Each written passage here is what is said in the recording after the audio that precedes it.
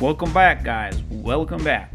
Another episode of G37's Road to Redemption. If you want to take a look, what I've been doing is I found that they did not wire up the oil, the temp, air fuel, or the boost controller properly. So instead of cleaning the pipes this week, I ended up redoing everything. I got the boost controller here wired up appropriately, turned on. AFR gauge works fine, needs new sensor still. This bad boy won't turn on. I gotta innovate. I have the Innovate oil pressure and temperature sensor.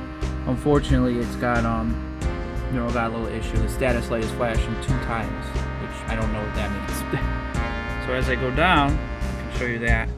Unfortunately, what I ended up doing is I had to redo basically I had to redo everything because they just kind of hacked it up. Excuse me for the light. I'll try to get in here for you. So this is just thrown over because they did drill a hole. I'll show you where I drilled the hole. Secondary hole. Maybe you guys need a little idea of how to put a hole or run a speaker wire. As you can see, I have the whole dash apart. Back here is where it's neatened up. This is kind of the way they did it. I had to bring it around like this, so when I put all the molding on, it's going to look nice and stock essentially. This is the temporary. This is going to be temporary right here. This is my what's this one? This is actually the oil pressure. I don't know why it's not working though. So it goes. You can see I got my 2 adder circuits, got my heat shrinked soldered wires, 2 of them. As you can see, I bend the wire too much. Get this out of the way. Try this new foam, so if it's not good or something, just let me know. I'll see if I can make adjustments to the setting.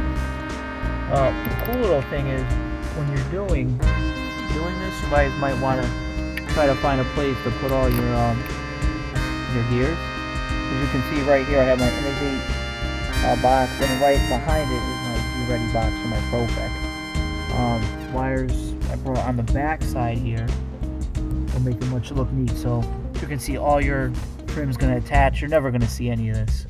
Unfortunately, some of this stuff was already done, so I wanted to bring them all behind here and zip tie them. But at this point, I can't redo every single wire. I did the best I could, and I neatened it up. What I'll do now, you can see there's that's all my extra wires and stuff like that. What I try to do here is this, my friends. Let's see if I can get a better light source for you. This, my friends, is a really good area to come through. On the back side, there is no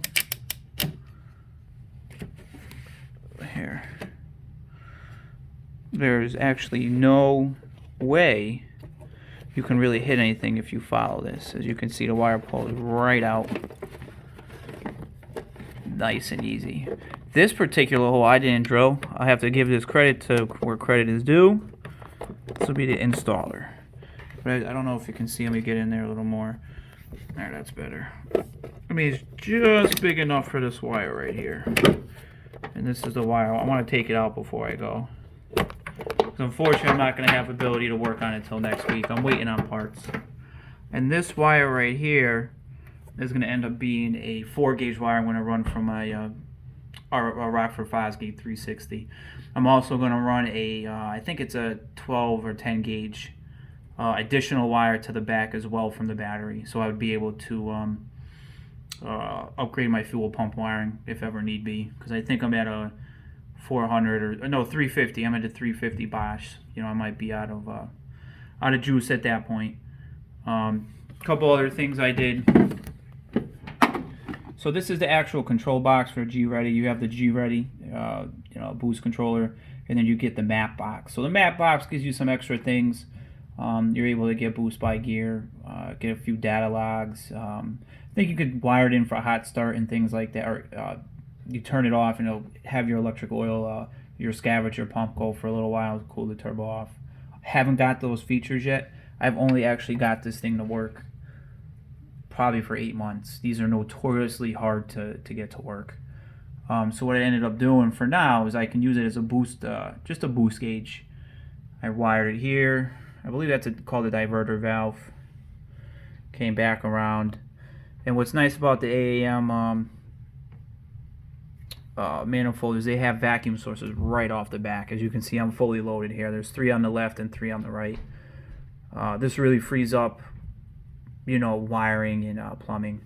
Because what they ended up doing was, before I had the AM, I actually ended up having the stock manifold. They drilled, tapped it. They ran out of a place. So I don't know if you guys can see this here. So what they ended up doing is they just cut into the vacuum assisted power steering. So I'm gonna have to buy a hose. Go buy a hose from probably like AutoZone or something. That might be a particular hose, so I gotta do a little more research. The plan today was actually to do the exhaust, because as you can see, I have my oil eaters. I was going to throw the oil eater in there and take care of it, but unfortunately I wasn't able to get to it because I got sidetracked by this project. But you know what, I'd rather find it now. I have the whole car. As you can see, I have the wipers off, so I pulled this whole, you know, plastic shielding off and things like that, so I could you know, just make it a nice little neater, because when I got the car back, unfortunately, all plumbing was shoved in here, you know, all the wiring was shoved in here, and there was not anything I can do about it because you needed to rebuild the whole thing. Now that I'm actually redoing, you know, basically the whole thing, you know, I'm able to take the time and kind of give it the care I would. One thing I unfortunately can't take care of is over here. That is my actual oil pressure sensor, because that's a dual gauge. That's oil pressure and temp from the Innovate. But as you can see, let me see here, they bootlegged it up. So if there's one zip tie holding it up, and then it runs back here, as you can see, that's the oil temperature, which I ran very nice and neat because I had slack. This bad boy does not.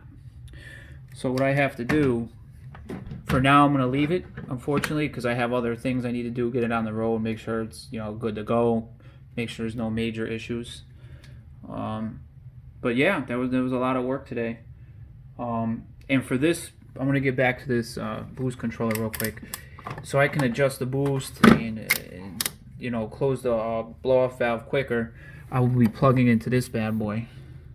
This will run here. Here I have a mounting position already for my solenoid. It's a 3-port solenoid. Right here, this 3-porter. And what I'll do is I'll probably drill 2 other holes. This is really thin though, so when you try to drill it, like, you know, it kind of tears it. So, you know, I might have to come up with something a little better. As you can see here, they kind of cut it out to run the wires. I might actually just follow that. But I personally like this a little better. It gives it a little shielding. I have grommets coming in, so I'll hit this, boom, boom, boom, take it off, throw a grommet, you know, make it look nice and neat. And that'll actually allow me to, you know, put more, you know, just make a quicker response. I mean, it's quick response already because I'm running 393s. But in the future, I'm probably going to go back to, I think it's 333 for the original drive ratio. Because there's so much power, I don't really need to use that torque multiplication to, you know, just kind of get that little bit extra speed I might need in the low end. It does help the turbo spool real quick though. Unfortunately, you're out of gear, so if you do the math, you end up turning at first gear, you top out around 29 and 30 versus the other 333s, which puts you at 40. So to get 0 to 60, you actually got to do 3 shifts on the 393. And you blow your tires out in 4th. So if you're in 4th gear and you hit it, and you know, you get that 20 pounds of boost or whatever, you're blowing your tires out. So eventually I want to go to 330, back to, it might be 363. I think 333 is automatic, if I remember correctly. That'll allow me to hit 40 miles per hour in 1st and 2nd gear, so I can be at 80 at the top of 2nd. So at 3rd you'll be 120, so you'll end up doing, you know, 3 shifts. Boom, boom, boom. You're going to be cruising at 120, and you will get a little bit better gas mileage. But before this was turbo, I did a full naturally aspirated build, which was, you know, it was very good, but I did want to do boost. It's getting there, but it's definitely disheartening a little bit. I had a, you know, I had to plan out to hang the whole exhaust, have it cleaned, and, you know, start buttoning things up. So when the turbo came, throw it in and say my prayer and see if it turns on. well, I mean, that's pretty much it for today. I don't really know when the next video will be. Hopefully next week. But I do have a personal plan. So, at this point, I can, hope to get to the car maybe next Sunday. But hopefully this is helpful and everyone enjoys. I know I enjoy doing them. So if you want to see ideas or anything, or have any questions, feel free to ask. I actually know a little bit about the car, not a lot, but I'm learning more every day because now I have to do all the work. Take it easy, guys. Have a good night.